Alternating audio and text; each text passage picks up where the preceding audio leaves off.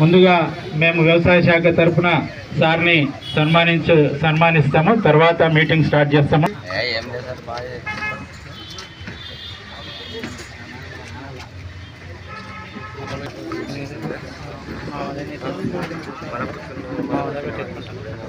Horticulture officer sir కూడా వస్తున్నారు.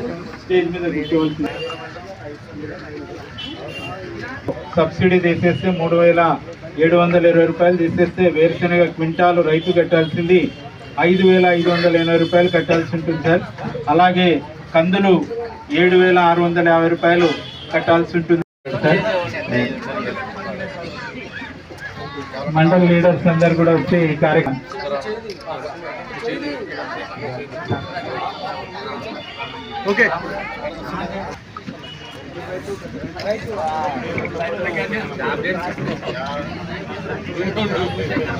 ఏర్పాటు చేయడం చాలా ఆనందకరం.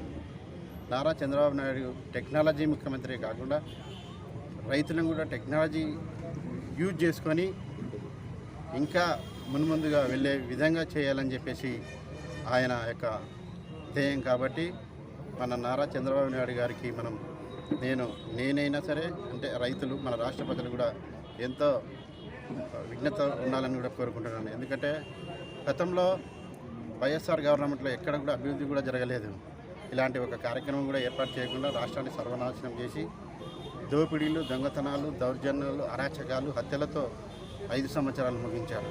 అలా కాకుండా నారా చంద్రబాబు నాయుడు గారు ఈ రాష్ట్రాన్ని అభివృద్ధి పథంలో నడిపించాలని చెప్పేసి సంక్షేమం, అభివృద్ధిని రెండు సంవత్సరాల్లో ముందుకు తీసుకెళ్తూ మన రాష్ట్రాన్ని మన భారతదేశంలో అగ్రస్థానంలో నిలవాలని చెప్పేసి నారా చంద్రబాబు నాయుడు యొక్క కళ 2047 అని చెప్పేసి మన రాష్ట్రాన్ని ఈ యొక్క సంపదను సృష్టించి సంపదతోటి అందరినీ సమానంగా ఉండే పేదరికం లేని రాష్ట్రంగా తయారు చేయాలన్న ఉద్దేశంతో మన నారా చంద్రబాబు నాయుడు గారు అహర్నిశలు కృషి చేస్తున్నారు.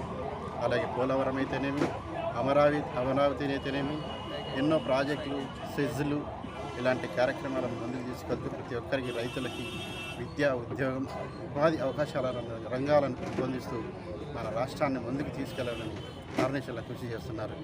ఈ యొక్క రైతు విత్తన పంపిణీ కార్యక్రమంలో ఇక్కడ వచ్చేసినటువంటి ప్రతి ఒక్కరికి ధన్యవాదాలు తెలియజేస్తూ ముగిస్తున్నాను. జై హింద్.